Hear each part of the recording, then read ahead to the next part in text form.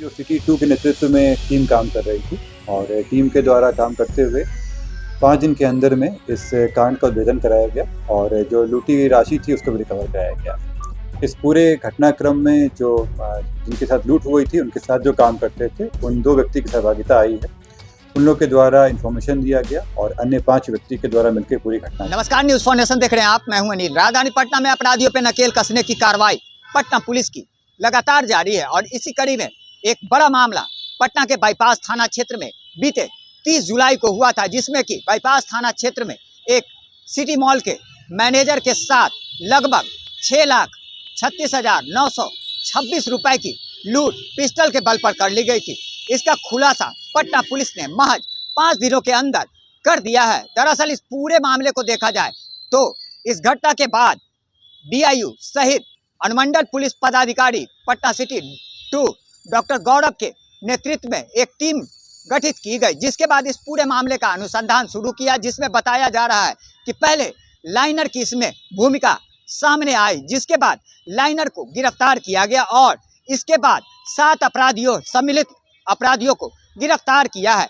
इस पूरे मामले की जानकारी देते हुए पटना पुलिस कप्तान कार्तिकेय शर्मा ने बताया कि महज 5 दिनों के अंदर इस पूरे मामले का खुलासा, लूट मामले का खुलासा पटना पुलिस ने कर दिया है। दरअसल गठित टीम के द्वारा ये पूरा उद्भेदन किया गया। आइए सीधे सुन बात है इस पूरे मामले को लेकर क्या कुछ कह रहे हैं पटना एसएसपी कार्तिकेय शर्मा। 30 तारीख को बाईपास थाना अंतर्गत सोनालिका नगर में एक लूट की घटना हुई थी, जिसमें स्कूटी में और कलेक्शन का जो पैसा था 6,36,000 के आसपास, उसको लूट लिया गया था।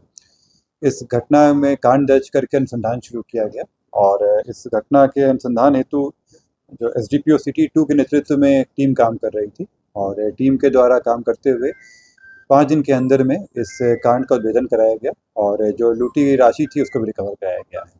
इस पूरे घटनाक्रम में जो जिनके साथ लूट हुई थी उनके साथ जो काम करते थे उन 2 व्यक्ति की सहभागिता आई है। उन लोग के द्वारा इन्फॉर्मेशन दिया गया और अन्य 5 व्यक्ति के द्वारा मिलकर पूरी घटना की गई। इसमें अभी तक 7 लोग गिरफ्तार हो चुके हैं।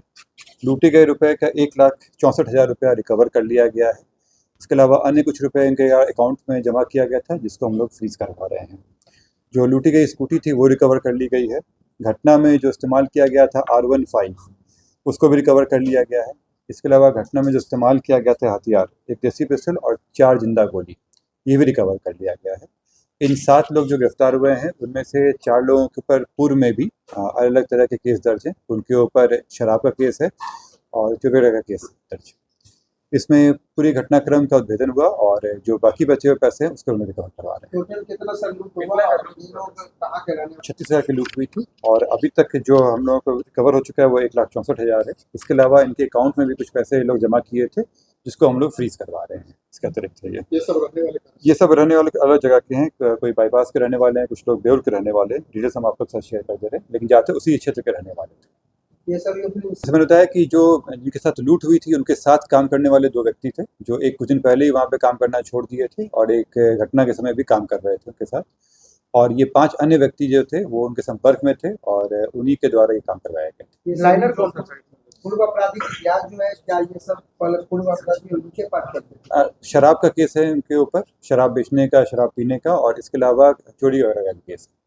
इनमें से मिलके ही प्लान बनाया गया था, कोई स्पेसिफिक नहीं, सातों मिलके हैं। लाइनर में जो थे वो लोग हैं और साथ में 5 लोग आने का है अलग जगह पे। जैसे हम लोग इन्फॉर्मेशन मिल रहा था तो लोग को घर से किया गया है और उसी क्षेत्र में किया गया। तो जाहिर सी बात है, जिस तरह से लूट की बड़ी वारदात को पटना के बाईपास थाना क्षेत्र में दिया गया, वहीं एसडीपीओ 2 डॉक्टर गौरव के नेतृत्व में टीम ने एक बढ़िया काम करते हुए इस पूरे घटना का उद्भेदन कर दिया है। वहीं साथ ही साथ इस मामले में 1,64,000 रुपए की कैश बरामदगी के साथ साथ वो R15 भी बरामद कर लिया गया है, जिससे इस घटना को अंजाम दिया गया है। वहीं अपराधियों से पूछताछ में ये भी बताया गया कि उनके द्वारा लूटे गए रकम को बैंक में जमा करा गया है, जिसके पटना पुलिस ने उसे भी अब उस बैंक अकाउंट को फ्रीज करा दिया है।